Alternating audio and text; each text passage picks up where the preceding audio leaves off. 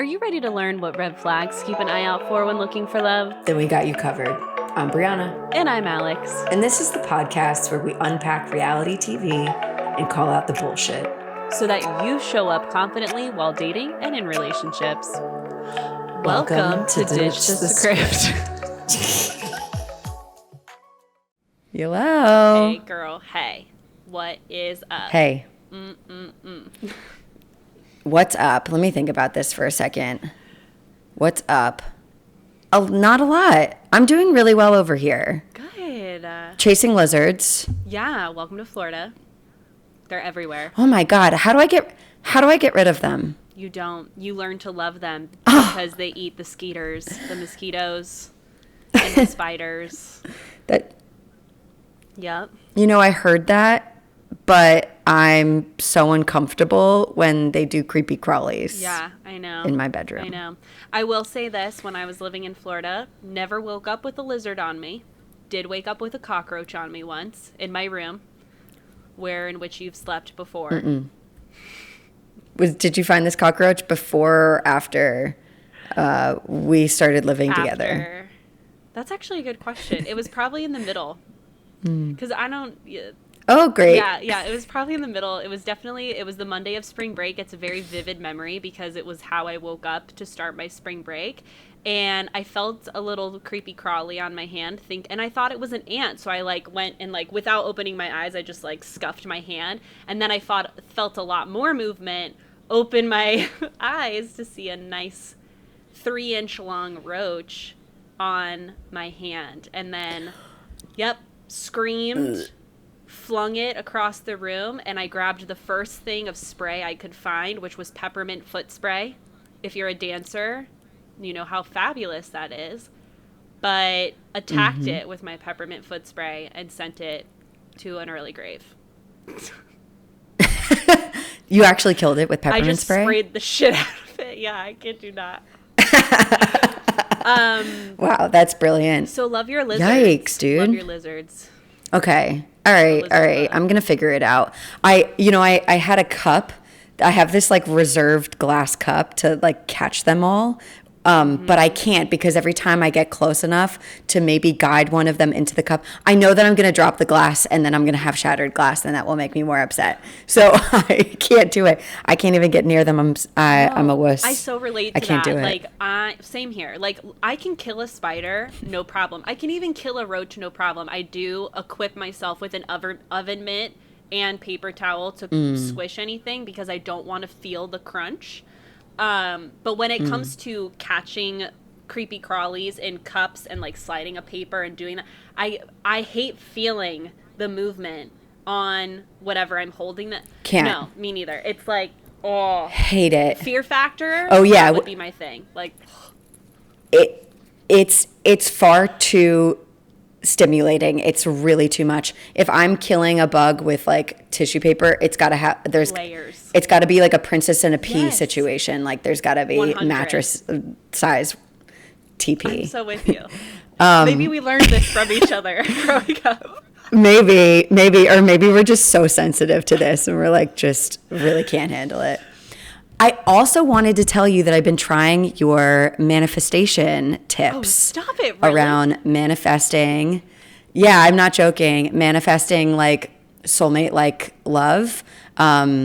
Something that you had said that really resonated with me recently on your Instagram was talking about if you're taking the opportunity and you're practicing manifestation, especially within the realm of finding a relationship that feels personally satisfying to you, actually focusing on the feelings that you're hoping that you would expect to have out of a connection that feels satisfying. So talking about what that relationship would feel like as opposed to sticking to aesthetics. He's tall, right. He's handsome, he's got muscles like Thor. So, exactly. I loved that. And it's actually been really eye-opening as far as just what actually does get me really excited about a romantic relationship that I would want.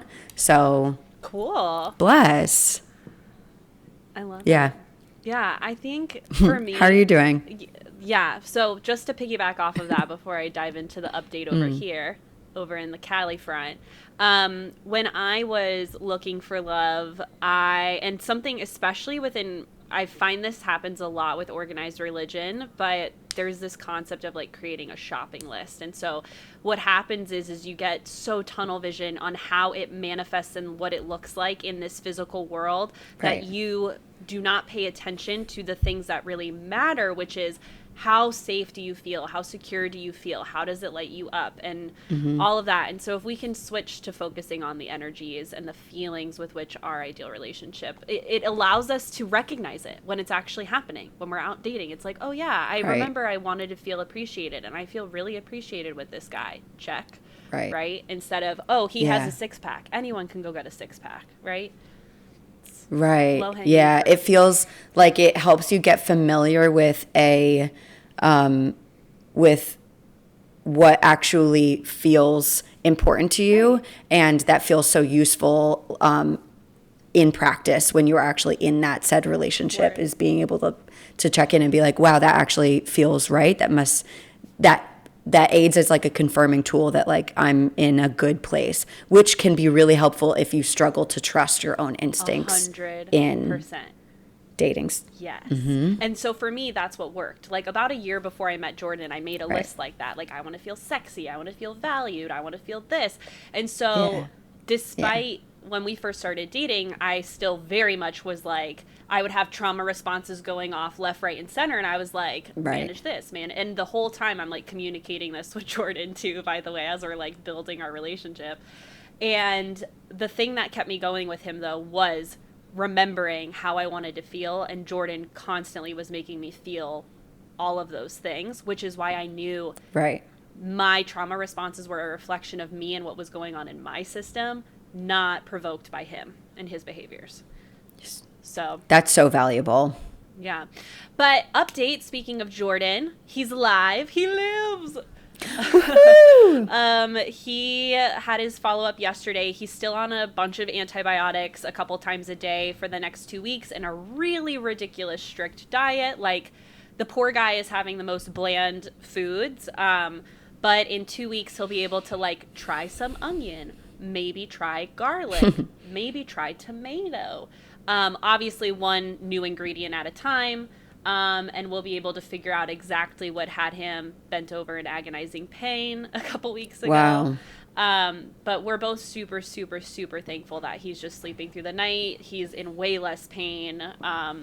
That's all that matters. So that's the big news in my life. Other than that, business as usual. I am having a new free 3-day challenge, which if anyone wants to know about that, hit me up on the gram. And that's happening right before Turkey Day. I'm really, honestly, if I'm being completely transparent over here, my mind is like so focused on what am I going to cook for Thanksgiving? Because I get off on that. So I'm like gearing up to pull out my inner Gordon Ramsay and whip up some delicious ass food. Sounds fire. Sounds delicious. Oh, it's gonna be. I also, it's good to have that like to look forward to motivate you to get through a lot of the like work stuff that you have planned. It just like lights a fire under your ass so you can like get to that meal. Yeah, it's gonna be so rewarding. And I do, if I'm being honest, I do bribe myself. Like, gosh, so I'm working with a nutrition coach right now, and if he heard this, he would be rolling his eyes at me. But sometimes I bribe myself with food. Like, you gotta finish this, and then you can go eat lunch. Probably not the most, just to like get it done. Yeah, probably not the healthiest thing to be thinking, but my point in saying that is like, you're absolutely right, where like I have a very much a sprint business wise on a few things that are launching and coming out and new mini courses I'm releasing, and then it's like, and now I can stuff my face, bring on the cornbread stuffing. Yeah, you know. Yeah, for sure. Yeah. What's the 3-day challenge focused on? Great question. It's mostly focused on dating and relationships. What I really would love to do, it's like, one day is going to be really focused on like trauma-informed dating tactics. One day is really going to be focused on most common red flags, how to navigate those, how to recognize them. And one day is going to be focused on obviously healing from your wounds and how if you don't do that, you end up self-sabotaging and what that can look like. But it's then each day I'm going to have space for live Q&A too. But yeah, and I'm keeping it really chill. We're doing it through Facebook, my group, because I love you all, but master classes and Zoom links and all of that can just be a little crazy. And I just did that. So we're going to keep it very casual this time. Very intimate. It's great. Very accessible. Yeah. I love that. It sounds fun. It's going to be so freaking fun. Anyway, are you ready for this week's batch breakdown? I'm ready. Batch breakdown, Dude, baby. I really want to know what your thoughts are because if I'm being completely honest and transparent, I wasn't a fan of last night's episode, really. Like, I was kind of... Me neither. God, I felt like I was a crazy person. I was kind of bored of it. No, I have like 4 red flags. I have 4 red flags written down that are just like screaming at the top of my lungs. God, I'm excited. Yeah. This episode was, it definitely wasn't like thrilling in any way because think about it. We had brief overview. We had a one-on-one with Martin. We had a group date with the rest of the guys that didn't go well and which we will talk about. We had a one-on-one with Rick, who has just not been our favorite guy. So it was like sort of like a whole episode of cringe moments. And then the end. Yeah. Yeah, then the end. Dun, dun, dun. Yeah, word. I'm so glad I'm not alone. First thing I told Jordan this morning was that, like, I can't wait to hear what Bree has to say because I don't know if I was checked out. I was, like, so in my head. I was like, is this me checking out or is this me just, like, not being stoked on these dudes, like, her options? Like, what is going on? No. It was a shit episode. And also, like, what we were talking about last week, they got rid of all of these, like, very drama the villains. infused candidates. Yeah. Yeah, exactly. Okay, Martin. So they go to the BMW performance racetrack, performance track, and they are driving cars, which is like this like very sexy adrenaline pumping activity, which it does sound like a pretty cool date idea, assuming that you both survive. Word, because I wouldn't. I don't actually know how I'd feel doing that. It'd have to be something that was like, depending on the day. I did appreciate that Michelle seemed like very cool. Like she was just so down. Yeah. And I was just like, I was attracted to her. I was like, this is a chick that I want to hang out with. I want to date her. Like, what is going on here? Word. But yeah, it was interesting. So then then they do this very like Bachelor-esque move where they have like a pop-up hot tub in the middle of whatever setting that they're in. And if you're in the events industry, like the most stereotypical crappy green hedge walls, like blocking them from the racetrack. It was just so, I was dying laughing. And for anyone who doesn't know, both Jordan, that's how we met. So like he'll get a kick out of that for sure. But yeah, dude, what out of the green hedge walls, just because it's so tacky looking. Right. And also agreed, the amount of cringe, it's like now that there always has to be a get naked and be uncomfortable like in some sexual way on these dates. Yeah, like word, we just like channeled our inner like, you know, Fast and Furious Tokyo Drift selves, and now it's like, okay, let's get naked and have champagne and discuss our feelings. And it's like, what? They hadn't even left the track. No, it's like, why are we having chicken wings after this date? That is way more fitting for me. I don't know about you. Right, exactly. Sit at a picnic table. Right. So they get in their skivvies and they go into this circle tub and they are talking so Martin starts talking about Jamie, and I didn't really understand his point, but basically he was trying to like, I think he was trying to, I rewound it and watched it. Help me understand what happened, because the sense that I was getting was that he was trying to defend Jamie's character because they had formed quite a tight bond, yes. Which we did see a little bit in the beginning, and she immediately went, her whole body language changed. I actually have break it down, all of that in here. So, yeah, I mean, first of all, Martin started talking about Jamie in the worst way possible because it was all you project, like, shifting blame, like, all the guys in the house are saying how awful Jamie is. And then Martin goes, I don't think he's a bad guy. He literally says that to her after the web of lies that Jamie spun and the lack of accountability and responsibility and ownership that he took over said web of lies. And so then the next thing he said was, I still think he's a hell of a man. So, first of all, Brianna, because there's a few things I would like to discuss about this. I am a true hardcore believer that you are the average of the 5 people you spend the most time with. And that doesn't mean physical time. That means the type of medias you consume, the type of circles and mindsets that you put yourself into regularly. Through osmosis, right? We tend to pick up energies and belief systems of others. So, what's your opinion on little Martin being like, I don't think he's a bad guy. I still think he's a hell of a man after we know what we know? Yeah, I'll be honest. It's hard for me to know if this was like a moment where he was trying to stand up for someone that he really felt didn't got misrepresented. Right. But what I can tell you the effect had on Michelle was she didn't feel good. She did not feel trusted. That made her double back on all of the choices that she made in addressing this like Jamie rooted issue. And so she sort of took that as like, so do you not trust some of the choices that I made here? Which made her feel defensive, which I don't know if that was his point. I don't know what his point was. Yeah, and that was the other thing I said is, why even say that?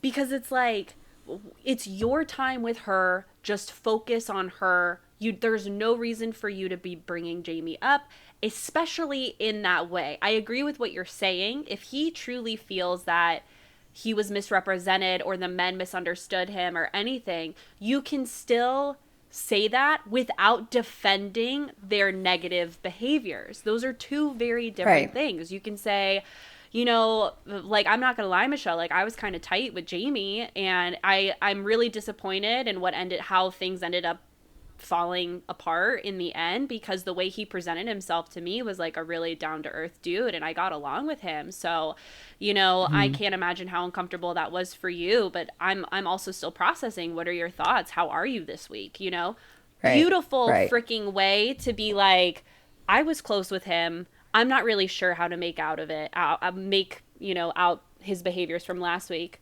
What about you? You know, and opening the floor that way. I'm glad that you said that, because then we get to his, like the evening part of their one-on-one where she brings that moment back up, because obviously that was challenging for her. She felt defensive. Yeah. He obviously noticed that her body language was changing.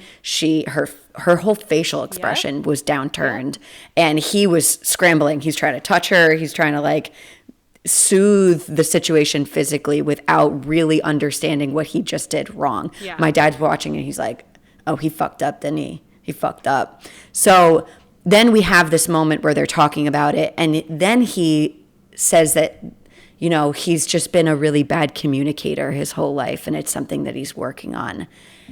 What was your take on that? I agree with you. I feel like acknowledging that this is something that I need to work on, beautiful, great.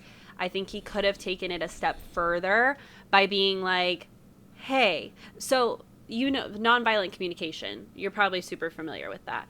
Another part of nonviolent communication is empathetic guesses, right? And so what that means is, in Martin's case, when he saw her body language, eyes go down, the shoulders come up, the clothes, you know, the pulling away, or on this date where she's bringing it up, in hindsight, if he in the moment wasn't able to articulate, hey, I'm seeing that what I just said upset you. Can you let me know what's going on? You know, like, that's an empathetic guess. Clear. It looks to me that you're feeling upset. Is it something I said? I'd love to open the floor for that combo with you, you know? If in hindsight he realized that, gets to the dinner part of the date, he could have easily done that there. Like, hey, I was thinking about the earlier part of our date and I noticed that what I said upset you. And I just want you to know that I am working on communicating. But if there's anything else you would like to discuss, let's open the floor. Because my short answer for you, I feel that that was, as you said before, him scrambling to skirt ownership of how he made her feel earlier, you know? Like, he says something about my bluntness can come across, and it's like, okay, we can acknowledge, all of us have behaviors that we can acknowledge might not come across well, but that doesn't mean you continue to engage in those behaviors and make everyone else get on your page, right? We meet halfway. Right. So that's my answer on that. I think he could have communicated it in a better way with more empathy for Michelle, instead of trying to scramble and kind of push off how he made her feel. Right. He wasn't really addressing the fact, like, if it was really about communication, and now they're on this tangent of, well, I've never been good at communicating. Oh, I guess this is something that we're both working on. We've always been working on. He like sort of put her in a position where he caught her being like, yeah, it's something I've been working on too. He's like, so change is possible and there's hope for both of us. I was like, dude, if it was really about communication, like you said, that would have been his opportunity to actually clarify what he meant when he brought up Jamie. Yes. Yeah, exactly. So if it was really about that, you're saying you're working on communication. Well, this is the time to literally work on it together, right? It's not going to be pretty the first time. It's not. It's like going to the gym and trying to do a Romanian deadlift or whatever for the first time. It's like you need to figure out what the positioning of the body is and blah, blah, blah, blah, and make sure you're safe and all of those things. And the first time, it's probably not going to be your best deadlift. But I guarantee you, after a few reps, you're going to figure it out. And it's the same thing with communicating, right? It requires discomfort. It's not going to feel good the first time. You're probably going to trip over your words. You might say something that you feel in later that you could have said better, but the first step is actually trying it, is doing it, right, instead of talking about how you're working on it getting better, because that's a lot of this doesn't compute. Yes, so my overall feeling of Martin in this setting, which honestly by the time his one-on-one date was over, I'd already forgotten about him. Same. He, hence our overall feeling of this episode just being boring. I think that he was working really hard to be a version of himself that was catered to Michelle's needs. True. And not in like a sexy, I'm motivated to be the kind of partner you deserve. No, I'm really catering my personality and my behaviors and my actions to be someone who does well in this show. Yes, two very different things. Yeah, very different. Yeah. And I will say, just before we move on to group date, like, I think it is so imperative that every human being on the face of this planet knows what signs to look for in people's voice and body that sheds light on the fact that they are becoming dysregulated or uncomfortable. Because what should have happened ideally in that moment, like I said before, is Martin picks up on all of the body language from Michelle, the eyes going down, all of that, leaning away, the shoulders going up, the very inward body language that was happening. And in that moment, he could have said, like I said before, empathetic guess, or start to slow his words down instead of scramble, because all that's doing is too much information for her. It's overwhelming her. It's hard for the brain. There's so much science behind this on how our brains light up or in other parts go offline when that stuff is happening. And so it is a superpower to be able to witness someone's body language and say, okay, wait, what I'm saying or doing is affecting them. I'm going to slow down. I'm going to create space and safety to actually move this conversation forward instead of talk, where there's no sense of safety. There's no sense of calmness and effectiveness. You know what I'm saying? Absolutely. Yeah, I'm with you on that. Very, very important to notice that. I think that being able, if you are in tune, like you said, he clearly knew what was going on with her body language that told him something that he did was wrong. Just like you said, use that as an invitation to slow things down and take the opportunity in that moment to allow for both of you to clarify what just happened. Yeah. Then we can really actually get on the same page. Yeah, because none of us hear things and interpret things the exact same way. So I love that. Right. You know? Mm-hmm. Yes. Yeah. Okay, group date. Group date. Oh, the group date had me tight in a lot of areas. This was a pretty unique situation. Not that the group date was unique. It was actually So pretty effing weird. Yeah. Michelle created this like faux sleepover simulation. Yeah. I don't know. Did she What do you want to say create it, about or that? did the producers create it? I don't know. It felt so childish. I get they're trying to do something playful and lighthearted. It also, I feel like there's a fetish around for some people around like slumber parties and stuff. And so it was weird. It was weird, dude. Yeah. It was weird. It was a stretch for sure.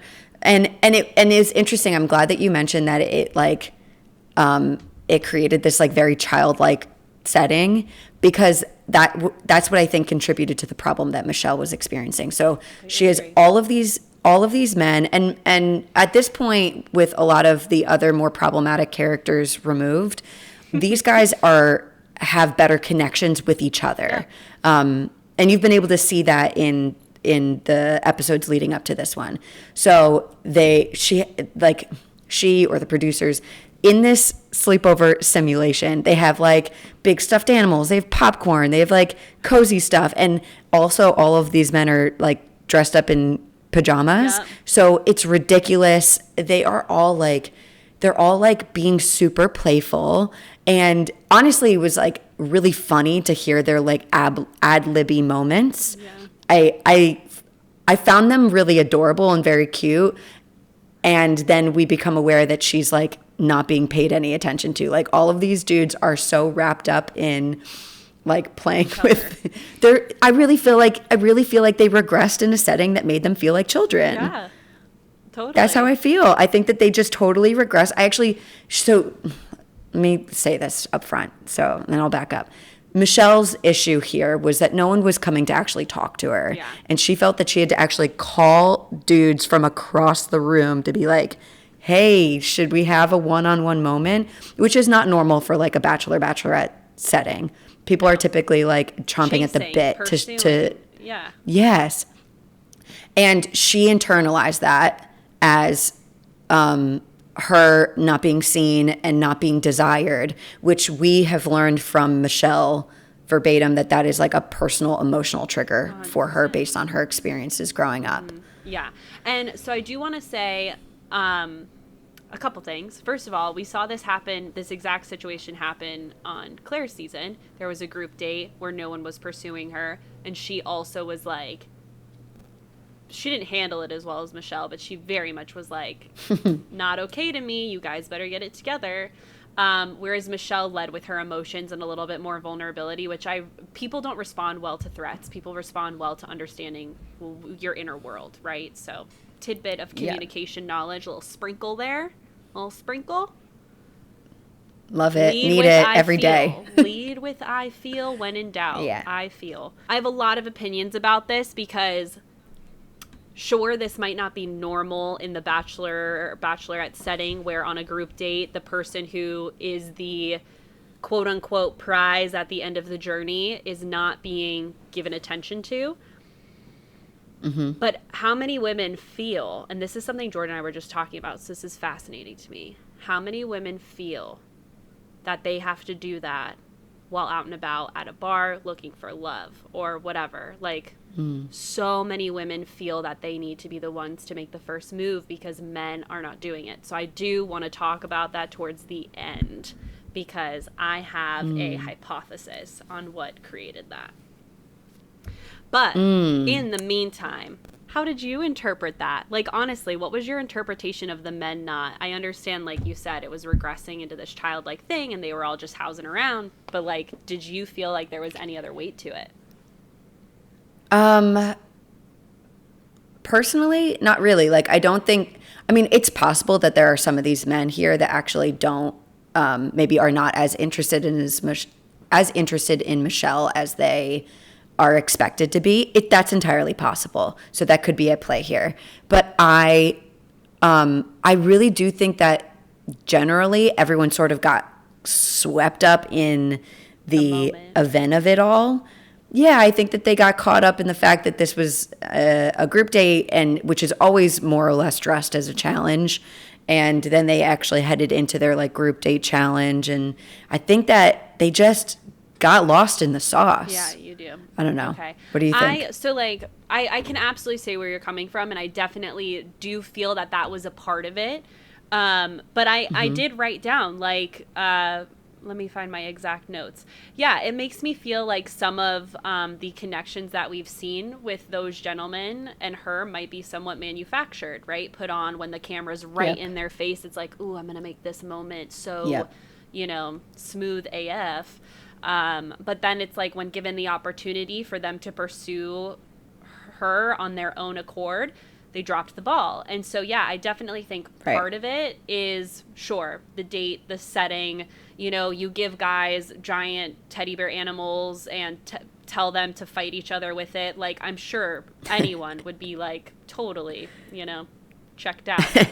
But I do think that when we are really into somebody, it's natural for us to want to make excuses to see them and talk to them and go out of our way to let them know how much we care. And so I don't know. I know that it bothered her, and I know that it happened enough for it to bother her, because a part of me was also wondering if it was just the positioning of the cameras and, how the way they edited it and all of that. But I think if that was the case, Michelle wouldn't have said anything. They would have just made it seem like that. Right. The fact that Michelle felt agreed. It was bothersome enough to discuss is huge. She was clearly emotional about it, and I think a major red flag in that moment, speaking to what you just mentioned, is that she was so clearly turned off in that whole experience. Yeah. I don't even know Michelle as a human, like a personal friend, and I could tell from her body language, it was all in her face that she was like, she looked, I told my dad that she looked like the kid at an actual sleepover that feels left out and wants to go home and is like just patiently waiting for their mom to pick them up. And I do think that if these dudes actually really cared about her and were really motivated to be with her, someone would have noticed that. I agree. And I think it's also important for us to note how Kate B, right? So they explain the whole like, okay, you guys are going to be paired up against each other and do this whole teddy bear wrestling thing. Ding, ding, cool. She goes over to sit on the couch between Caitlin and Tayshia, and she does a normal stress relieving technique that comes naturally to all of us, which sounds like breathing. Yeah, but it's that heavy, heavy exhale, that sigh. Deep breath. Mm-hmm. And Caitlin immediately heard it and looked at her and was like, are you okay? Because I heard that breath, which shows the emotional maturity of Caitlin and awareness of Caitlin. And Michelle, of course, trying to keep save face, was just like, yeah, I'm fine. Like, I'll get over it. Eventually, they got it out of her to explain, like, what was frustrating her. But that is what we should be doing, right? When we're in an environment where we hear someone trying to self-soothe in that way, whether it be their body language to protect or whether it be the heavy sigh to calm the nervous system, we need to pay attention to that. So, loved at least Caitlin paying attention to Michelle's signs. Yeah, it was disappointing that she was the first person, and through the first and the only through the rest of that whole scene, because while that might have been the very beginning phase of Michelle's change in presentation, where you could so clearly see that her mood something was off. These men did not even realize until she showed up in the group date after party, where everyone gets the juxtaposition of this. Everyone gets interviewed. They're like, we're so excited. This is going to be such a good night. Yeah. We won. They're like so wrapped up in the fact that they won, which is a big red flag in the context of the show. Like, okay, yes, you are in a setting in which you are supposed to be winning. Like, it's a competition, but if you're actually here for this person's feelings, you are paying far more closely attentive to what's going on with her. Yeah, especially if you swallow the horse pill that this is an engagement, which means marriage. Sorry, y'all better sober the F up and start paying attention, because I don't know about you, but if I need to make that decision in 8 weeks, I'm going to be like having all the hard conversations to see if we even vibe, because this is supposedly a lifelong commitment. So yeah. Do your due diligence, people. I completely agree with you. I wrote in all caps, those big personality guys who are super duper alpha, in your face, demanding, usually comes with a little bit of misogyny. Red flag, all caps. Again, like, to recap what you said about the fact that, like, if these guys are going to basically disregard her in a group setting where they have more personal choice to engage with her, and then turn on when they have filmed one-on-one moments where it's really set to design for her to believe that they're connecting, that should be something that Michelle pays attention to. Yeah, I trust her. I feel like she will. Excuse me, guys, had a little burp. I feel like she will. I feel like she will. You know, it's like, if you gotta go. It came up. I had a yeah, you got to take care of business. It's natural. But yeah, I feel like she's gonna figure that out. I'm not worried about it. I have faith in her. No. But I do agree. Tasha said this on a couple episodes ago, but she mentioned, the quiet guys that aren't in your face, make sure to give them time, because, and I agree, like, in my opinion, those are where the true golden eggs lie, because someone who has a healthy amount of self-confidence and a healthy amount of emotional maturity is not going to boister themselves to put other people down, place themselves above, that whole dynamic. And they're not going to be conniving about it. They're going to want to genuinely just talk to you and get to know you. And I think that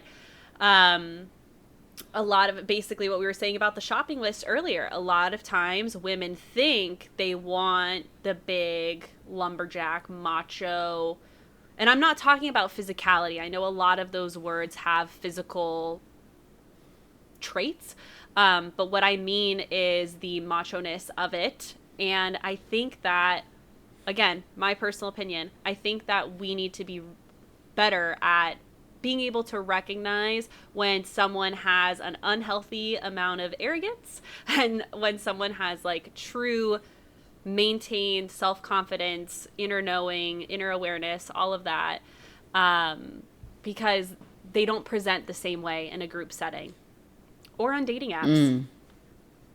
Yeah. In all of those spaces, literally. So, okay. My 2 cents really quick on this plague that's going around, if you don't mind. Yeah. And I was just talking to a client about this last week, and it led to a really good conversation, and it showed up in this date. But, like, the dating world, in my opinion, super broken. And here's what I mean by that. Men are told, don't be, come across cool, play it cool, don't act like you're too interested, at the same time, don't be too aggressive, because you don't want to be called a harasser or rapist or anything down that road. And so men are pulling back. We also have dating apps like Bumble where the woman has to make the first move. So it's like, I think subconsciously some men have been kind of trained now that it's like, okay, let them come to you, right? And women are like being told also, don't be too eager, don't be too, you'll come across clingy, needy. So don't ask for what you want, right? Don't tell anyone what you're looking for, that you're looking for a relationship. Ooh, you crazy if you say God that. forbid. Yeah. And then also things like, on the flip side, if a man's really interested in you, he's going to ask for your number. He won't give you theirs. They'll make time for you. They'll do all these things. So my point in that is both groups that I'm discussing in this example are being told completely opposite things.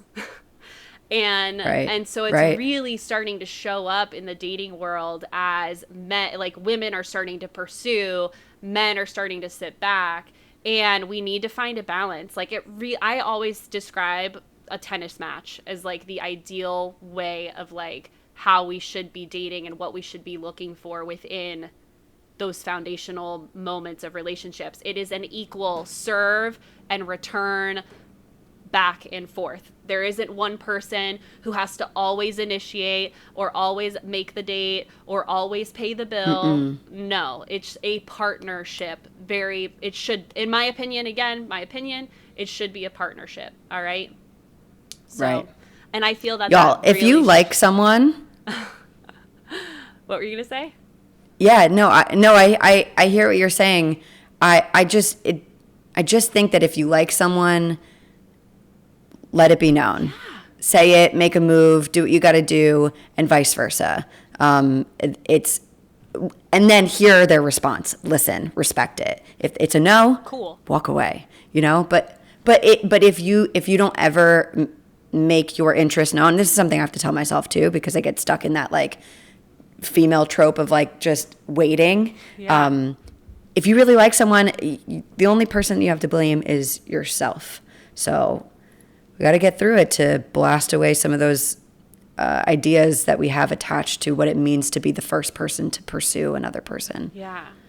And that's honestly, that's kind of why we titled our podcast that, Ditch the Script, is ditching these scripted rules that are being preached so much. So whoever's listening, embrace it. You have our support 100, because as Bree said, you owe it to yourself to speak up for what you want, who you like, all of those things. And if they are not emotionally mature to have that conversation and come back saying that you're clingy or whatever, run away. That's not who you want a long-term relationship with anyway. You want someone who can have an emotionally mature conversation with you and practice good communication. Simply said, hard to do. We're doing it. This is the chicken soup for our It's true. Yeah. This is what we need to do to get over our bullshit, essentially. Yes. As well. Yes. One last thing that I want to note about this group date before moving on is the difference in the responses that Michelle got when she did bring this up, and then she started to have one-on-one chats. So she lets it be known that she was feeling unseen and why that was such an emotional sacrifice for her, and what she really wanted the men in the room to be able to understand, which, keep in mind, it was like half of who was actually on that group date. So she gets one response from Nate, who is basically giving her lip service to what she was feeling and trying to throw a Band-Aid on. I don't even remember exactly what he said, but it just sort of, the feeling that I had was, you're just saying whatever you think that you need to say right now to, like, I guess, try to meet her where she's at, but it clearly had no effect on her. I don't think that actually did much for her at all. And then the difference of Olu sharing some personal experiences as to why he did really hear where she was coming from.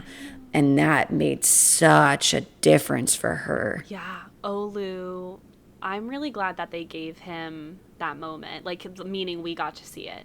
Because he's been under the radar. Like, he hasn't really had a moment to shine. Obviously, on the group date, they were chanting "Swolu, Swolu," because, mind you, ladies, he is jacked AF. Yeah, he's jacked. But he had so much empathy for her because of what he's been through with his family and his sisters. And so he felt really guilty for basically making Michelle feel the way that he has been helping his sisters avoid feeling while they've been growing up and stepping into their own womanhood. And he was moved to tears, like, he really was like heartbroken that his actions made her feel that way. Whereas I did write down a quote from Nate in his discussion with her. And he said, sorry I made you feel that way, which I don't, I feel like that's, I don't feel like that's necessarily a red flag. It did feel very, it felt like it lacked ownership of, like, oh my gosh, you're right. Like, I didn't pull you when I had an opportunity to pull you. I got so swept up in what was going on with the guys that it slipped my mind, and you deserve better than that. My bad, Whereas I think, when we have apologies that say anything like, sorry you feel that way, or, stuff like that, it just cheapens it, Yeah, it's sort of a desperate attempt to not continue to make waves. Yeah. Felt like. Yeah. Yeah. So Olu got the rose, rightfully so. Olu got the rose. Yep, he sure did. Our one-on-one with salad guy. Also known as Rick. Yeah. I have my general thoughts on this whole experience was I think that he is in an entirely different place in their quote connection than she is, and I found him to be a physical example of love bombing. Yes.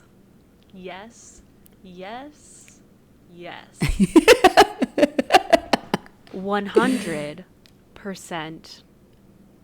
Yeah, you got the same feeling? I just feel like my initial salad guy vibes were concerned. I guess I should call him Rick, you know, out of respect. Maybe.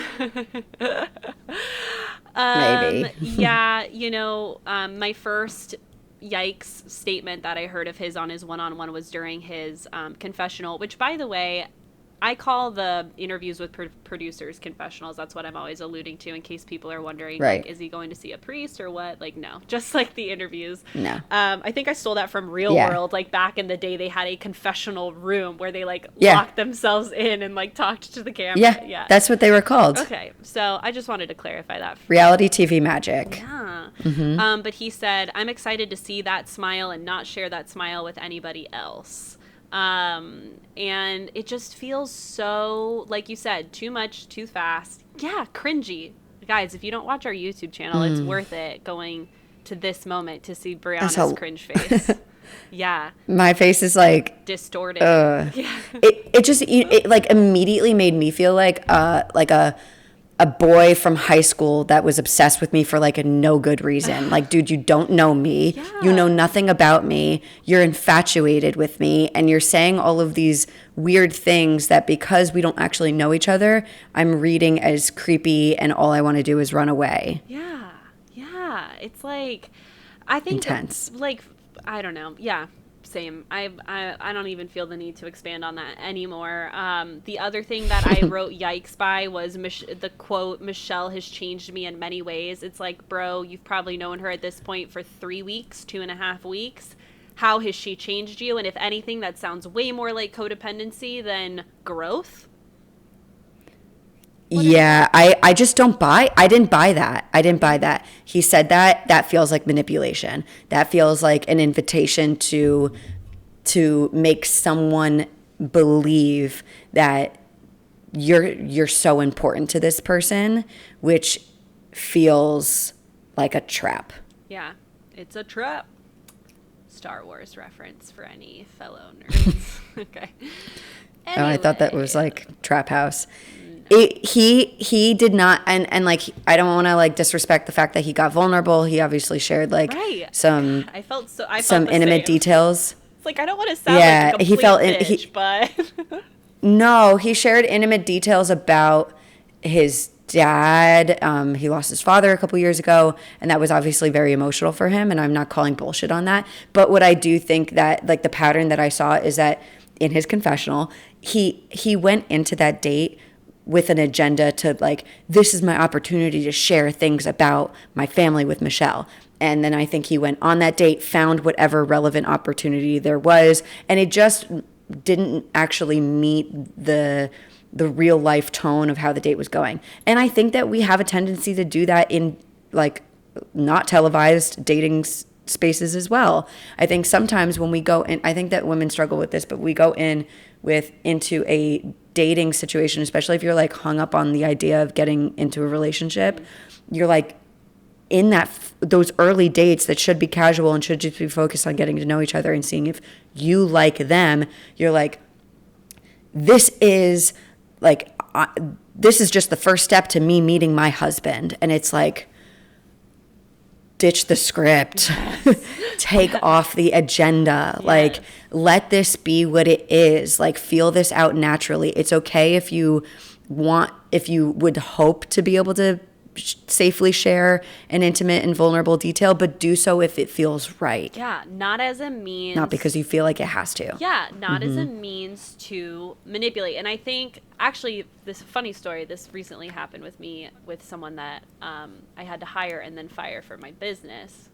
But people can say oversharing, right? Let's talk about oversharing, right? When someone shares way too many intimate details too quickly, a lot of times it's with that intention of being able to establish a false sense of intimacy really quickly. Because when you're bearing all to someone and you're being emotional to someone, what happens? They want to help comfort you. They want to help love on you and nurture you. And so it really does create that dynamic of, it's a false sense of intimacy. I don't know what else to call it, but very quickly, it just rushes in. And I felt so uncomfortable a couple times in their date, because that's how it felt to me, was that it was scripted to engage, or at least try and pull her into that vortex of emotion. But I don't really feel like it fully worked on her. And the other thing that made me super uncomfortable was during their little like make out kissy sesh. Oh my gosh. The body language was so not matched. Like what did you see? He was very locked in his body. I don't know how to explain it. Like he was making out with her, like sitting up straight and like kissing her like this, like, and she's over there like grabbing his face and like leaning forward into it. And so I felt like Michelle was trying very much to feel that physical intimacy connection with him, whereas Rick was very much like poised and closed is the word that comes to mind. Tense. Yeah, tense. Thank you. Gosh, vocabulary is slipping my mind today. Tense. She's right. He was all locked up, and she was. Keep in mind, and I think that this actually did have a lot to do with how Michelle behaved on this date, and like Rick getting this rose, even though I really don't think that she genuinely feels a connection. This is coming a day or two off of her slumber party date where she felt unseen. So being in a date with love bombing Rick, who is like force feeding the connection, she probably was more inclined to maybe get what she felt like she was missing from her most recent dating experience. That's a really good point. Thanks for sharing that. I 100% can see that, kind of trying to fill that void of what she didn't get. Yeah, and so my closing notes with this is I literally put, I don't know, dude. I said she seems happy for now, so like I'm open to allowing him to influence me if he does turn out to be like, but right now I'm seeing more yellow and red flags than I am green ones. Yeah, I'm with you. I cannot overassume what she actually feels about Rick, but what the sense that I'm getting, I would have actually appreciated her taking this opportunity to not give him the rose by way of like saying, I think that you're wonderful. I love this opportunity to get to know you, but I just don't feel the way I need the connection that I'm looking for. Right, exactly. Because I think that giving it, like, let's say he's not trying to manipulate her and he really just is like miles ahead than she is in how he feels. He's going to get really hurt. She's leading him on by giving him this rose. And I take issue with that because I think that a lot of us just do that too frequently because this person is giving us the attention that we are seeking. And I think in that particular day, she was seeking attention. And he is, as he quotes, he thinks that he is falling in love. And that would have been my first red flag to be like, oh, I actually don't think that giving a rose feels appropriate for either of us. And I would have really respected if that happened. Yeah, I'm with you. I'm again, and this is where my qualm with this show is like, if it's really about love, they would let her send home everyone that she's not into when she feels like sending them home. And yeah, Yes. but they have a show to put on. They have a certain amount of Tuesday night slots to fill. They have ratings they need to hit for their network. Like, so they can't allow her So true. fully to do that. And Just run through it. yeah, because I Right. feel like it would be done by now if she was. And good segue to, like, I don't even want to give this more time than it deserves because I just thought it was crap. But Oh like my God. the cocktail party and leading into rose ceremony with Chris S., who, in my opinion, totally capitalized on the hurt feelings that she had expressed from her group date, the slumber simulation.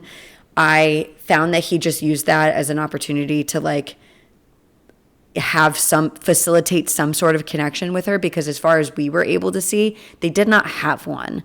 And I found that to be very slimy. And I don't think that he deserved a rose either. I don't think that she felt particularly attracted to him, but I think per what you just said, he needed to stay on for I know. future Bachelor episode length. I know. Let's be real. Chris S staying over Chris G or Romeo. I'm a little sad about that, but it makes sense. I was hurt. But because Romeo and Chris G are too chill, they're not super entertaining and funny, nor are they like villains that the show can make them into. So they're like, be gone. Yeah, absolutely. Whereas Chris S, he's got a little bit of, I'm concerned about his lack of empathy. Whether we will put it under a diagnosis potential is another thing. Yeah, we have more. We have to see more. But I hear what you're saying. What we can tell right now is that he is either truly not caring about how his actions make other people feel, including the way that he's navigating this and the effect that it could possibly have on Michelle, which is something to watch. If it's not that, then his ego is struck and he's just like building up that like toxic masculinity defense, which is like, I don't care what anyone thinks about me, when like deep down you so care and you care so much, and you're like embarrassed to admit or act as if you do care a lot. Yeah. And what bothers... I don't like him. Yeah, me neither. He's one to watch for sure, and I think it's interesting that a couple weeks in is, I think out of desperation, this is the card that he's reaching for to play. But because he hasn't gotten Absolutely. any screen time or really much time with her individually either, or at least we haven't seen it. And he said it. He was like, as far as I'm concerned, I'm not going anywhere, based on the response that I just got. That was by design. Yeah. Oh yeah. No, I have a couple things, quotes in here from Chris S. The other one that was like, okay, there's seriously lack of empathy is when Chris said, she's going to call my name, I'm going to get a rose, and they can look at it on their nightstand, like while they sleep, is what he said, which was so careless and just mean, like so egotistical to say. And yeah, I feel that if Chris S was a healthier human being, again, not saying that Bree and I, neither of us are saying that we can categorize him as this is what he struggles with, but I do think that if he had a healthy amount of self-confidence and didn't need to reach for these drastic measures to create drama, to get attention and to feel better about himself and to create a connection with Michelle, I feel like he would actually care that he impacted the house as a whole in such a negative way, because he has no friends right now in that building.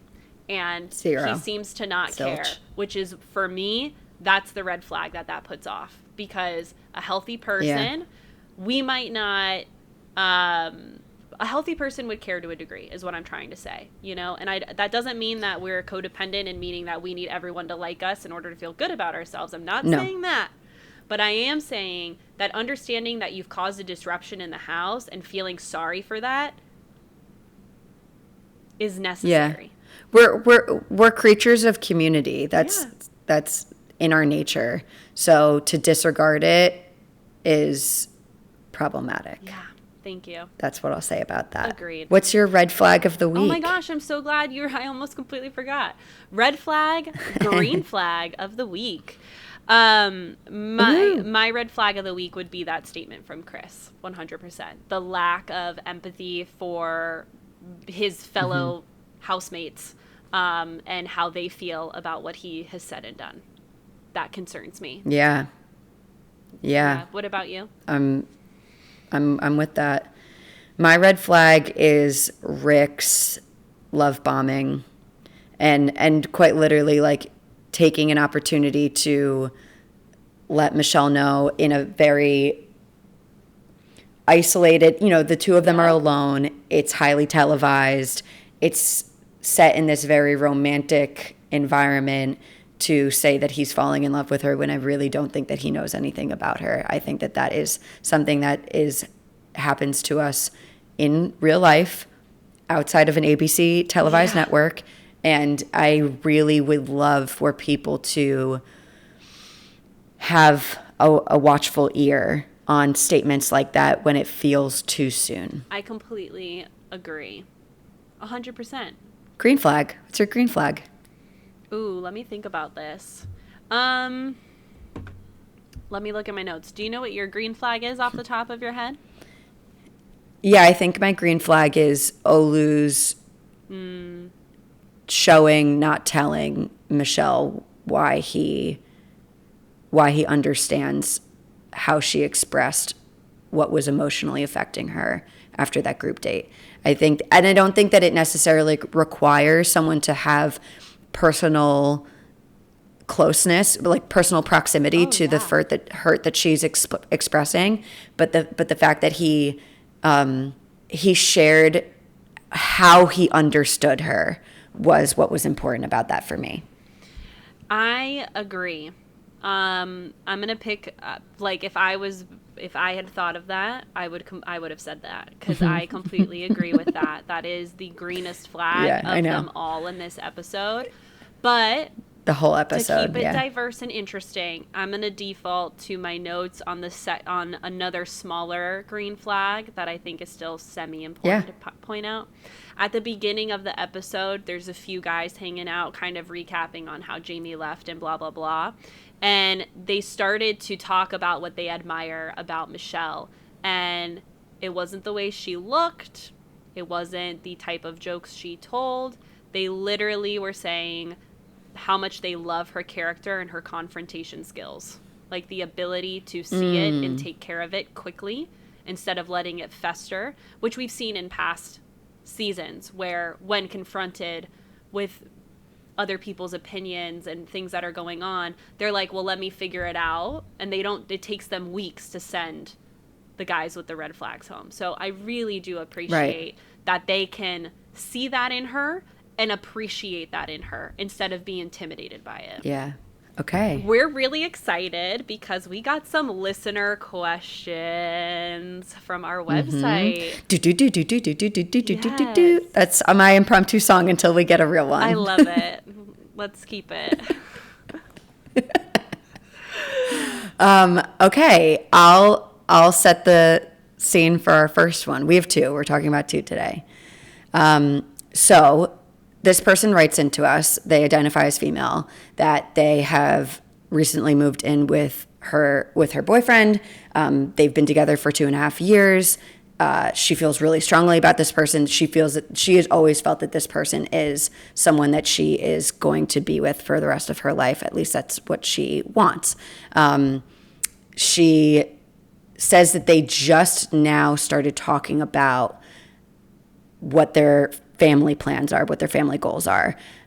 She realized that for her boyfriend, that kids are non-negotiable, whereas for her, this has not been something that she's ever been sure that she's wanted. So there are parts of her that believes that she would prefer a life without children, and there's a smaller part of her that could imagine having them. So this comes up. She learns that her boyfriend is non-negotiable on having kids.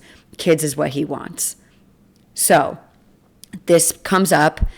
They're talking about this after they've moved in.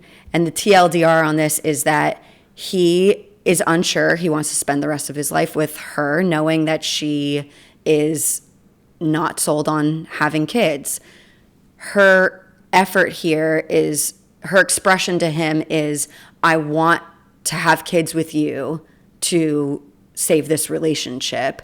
And he is he's not chomping at the bit. Yeah. Let's just put it that way.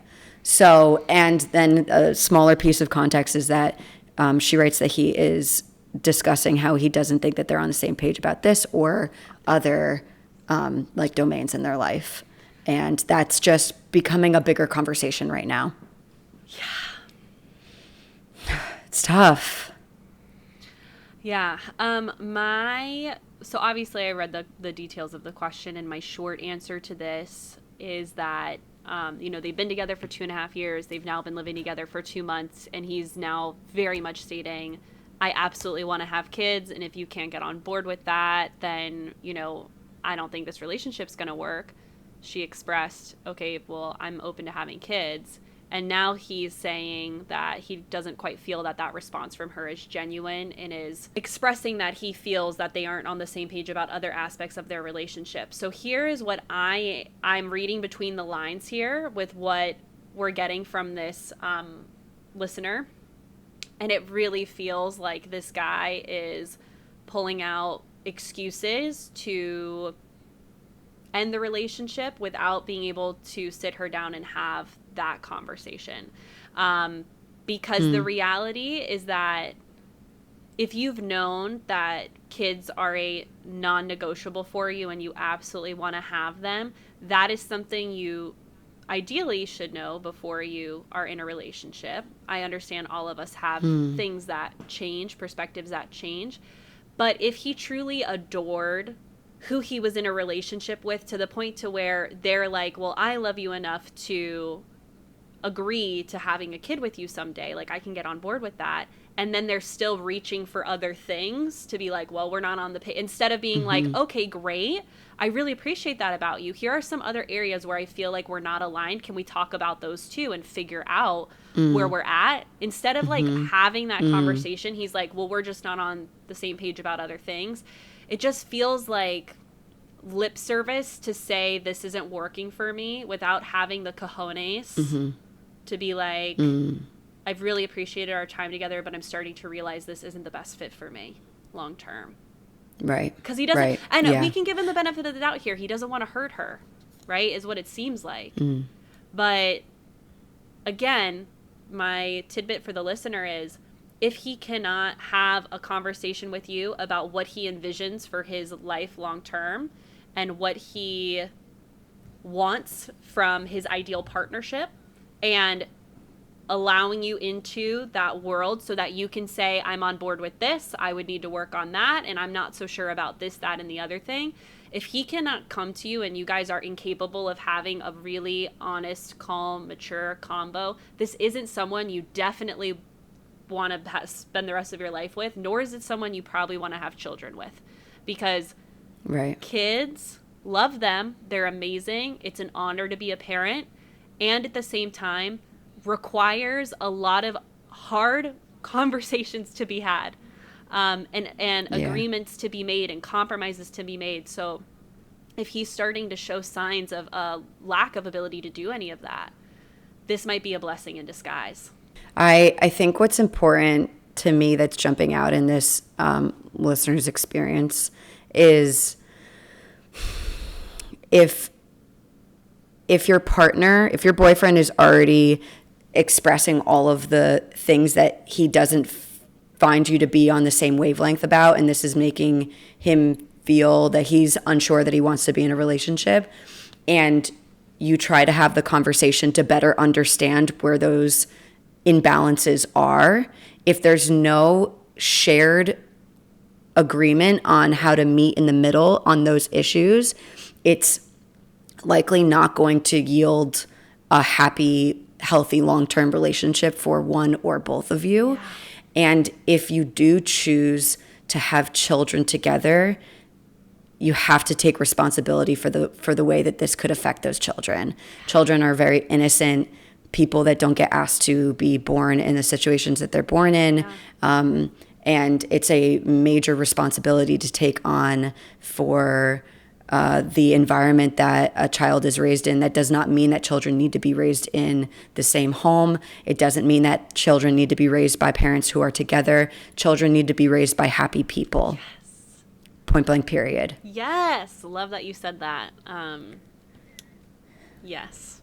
Yes, so much yes. Yeah. Our hearts are going out to her, though, because this is it's a really tough place.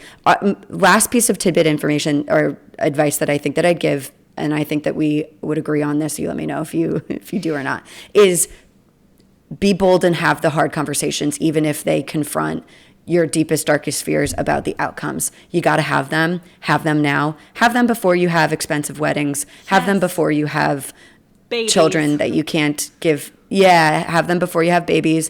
Have the hard conversations and really be honest with each other. Have them in succession. Take your time with them so that you can have them with as much mutual respect for the other person as possible, so you can get to where you need to be on this. Yeah, and you owe it to yourself to do that, because like I think a lot of times, Absolutely. we avoid these conversations because of, as you said, we're scared of the outcome. Like, oh my gosh, well, I really want to maintain this relationship, so I don't want to come across as pushy or, demanding or anything, nor do I want to end up single, is a lot of times of why people keep their mouth shut about these types of combos. And it's a disservice to you, because you are worthy of finding a relationship where you can have these conversations, where you feel safe and encouraged to have these conversations, as well as finding a partnership that really, really aligns with the life that you envision yourself moving forward. And girl, I know it's scary. Go for it. We got you. The whole Ditch the Script community has you, because that's right. Being single or finding another man that might align with some of the things you're looking for long term is always going to be a better option than settling for less. And your future, you will thank you for that. So we got you. Absolutely. Reach out to us if you need Absolutely. some support, an ear to vent to, or lots of love and heart emojis, because we're here for you. All right, number 2. Okay, listener 2 writes into us. You want to set this one up? No, because I don't have the sheet up on my computer. Okay. Listener 2 writes to us and says, so she identifies as female. She's dating someone who identifies as male. Me and this guy have been casually dating for a month. I get the sense that we both like each other. I'm paraphrasing, and I'm choosing I statements. So run with that, okay? We're running. Deal with it. We get the sense that we both like each other. We're running with it. And I'm not exactly comfortable with the idea of this person seeing other people. So what do we know so far? We are dating. It's been a month. We like each other. We haven't talked about seeing other people. I really would want this person to be exclusively dating me. We want to be dating exclusively together. How soon is too soon to talk about being exclusive? How do I bring it up without sounding like a clinger? Very relatable. Very challenging. Yeah, I feel like gut reactions. I feel like a lot of people will resonate with this question. So I'm curious to know if you have like a hard and fast rule, like after X amount of dates or X amount of weeks, because I don't. I feel like nope. Yeah, I feel like we all have different tolerances for dating multiple people at the same time. We also have different ways that we attach and connect to people.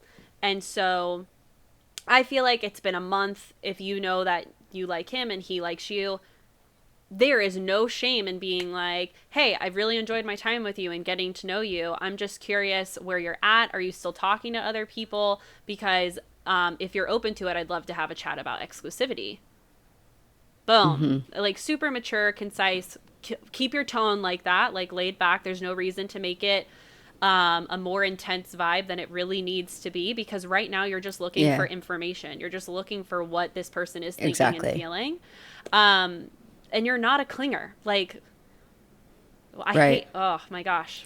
I'm going to let you take it. I think societally we have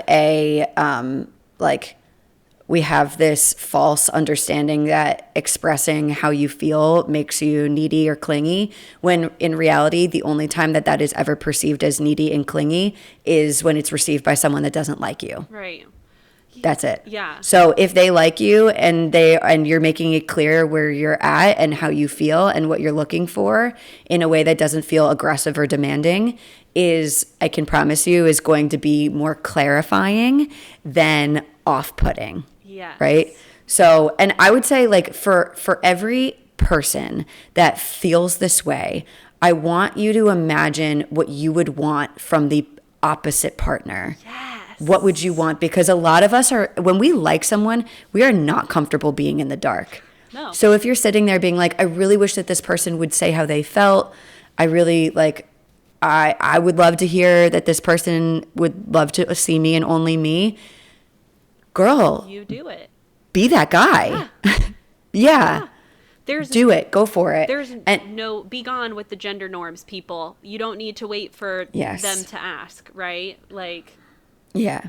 Yes. And take it slow. So sometimes when we do something that makes us nervous and makes us feel uncomfortable, a lot of us have the tendency to, like, our voice takes on a totally different octave. We become shortness of breath. We, like, start talking really fast, and all of a sudden your partner is like, whoa, whoa, whoa, whoa, like, what's happening? Do I need to call 911? Don't call 911. Slow it down. What's really important for you to get across?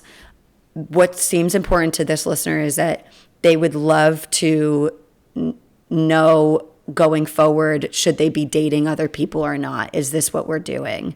So if that's all you're looking for, then I recommend check in and offer a compliment. This is what I've loved about getting to know you. This is what I've loved about our time spent together so far. I am really liking where things are going. I can't help but be curious about how you're feeling in this. Mm-hmm. What do you want out of this experience? Yeah, absolutely. And if I'm being completely honest, ladies, a great guy is open to having that conversation more quickly than you think, because Jordan and I had that conversation before our first date. We very much, I think he might have asked me, like, what kind of dater are you? You know, like, are you the type that dates multiple people, or are you kind of like a one at a time type girl? And I am a one at a time type girl. Like, I tried the dating and talking to multiple people at the same time, and if you're asking me, like, it was freaking exhausting. Like, I just don't have the mental capacity to compartmentalize all these guys, what their names are, what they do for work, what their hobbies are. Like, no, like, if I am vibing with someone and I start to decide to go on a date with someone, I very much focus on them until I decide to not focus on them, right? And in which case I would let them know. But with Jordan, we had that I mean, now granted, we had been working at an event together and had chit-chatted for maybe 4 or 5 days before we got to our first date. But my point in bringing this up is, like, just be encouraged that if someone is interested in you being like, look, I like to date one person at a time, not saying you need to do that, but just curious where you're at, like you said, or even now that it's been a month, you being like, look, I'm into you. Who doesn't like hearing that? I'm into you. Oh my God, it's so hot. It's so hot. So say it. If that person is feeling that way, if that person is into you, trust me, that will be well received. Sexy. Yeah. Mm-hmm. So and if it's not taken as sexy, then you will have your answer. Exactly. Right? And you want to have that answer, because if the answer is no, or I just want to keep it casual, or I'm not looking for a relationship, you don't want to waste your time with someone that isn't on the same page as you. So go, girl, go. Pull them for the chat. Pull them for the chat. Keep with the slogans. And do the damn thing. 100%. And then hit us up and let us know how it goes. Again, you as well have the Ditch the Script community's support and encouragement. We got you. Listen, if we get enough people, schedule some sort of mixer Oh my for God, it all would of be our so fun. Like a breakup party or our singles. Yeah, single mixer. Ooh, But I think a single mixer. yeah, I don't think moving on needs to be something that's obviously emotions come and it can be very painful, but at the same time, we can always reframe, these hard moments as rebirths, right? As opportunity for new expansiveness to come in other ways, in other areas of our life. So, let's go. Get to it, girl. We got you. All right. Well, we did it Okay. again. How about that? Another week. Yep. In the bag. Yep. And just to close up, if you aren't following us on the gram yet, you should at Ditch the Script Pod, as well as on TikTok, same handle. And if you want your question answered, just like we did with these two lovely ladies, visit our website, ditchthescriptpod.com. And that's it. Am I missing anything? No, just get some free support. People typically pay us for this. Yeah. Yes, if you like this episode, screenshot, share it on the gram, tag us, leave a review. We love hearing from you guys. So Yes, mwah. we sure do. Until next time. Love you. Bye. Love you. I love you, Alex. Goodbye. I love you. So much love. Are you ready to learn what red flags keep an eye out for when looking for love? Then we got you covered. I'm Brianna. And I'm Alex. And this is the podcast where we unpack reality TV and call out the bullshit. So that you show up confidently while dating and in relationships. Welcome to Ditch the Ditch the Script.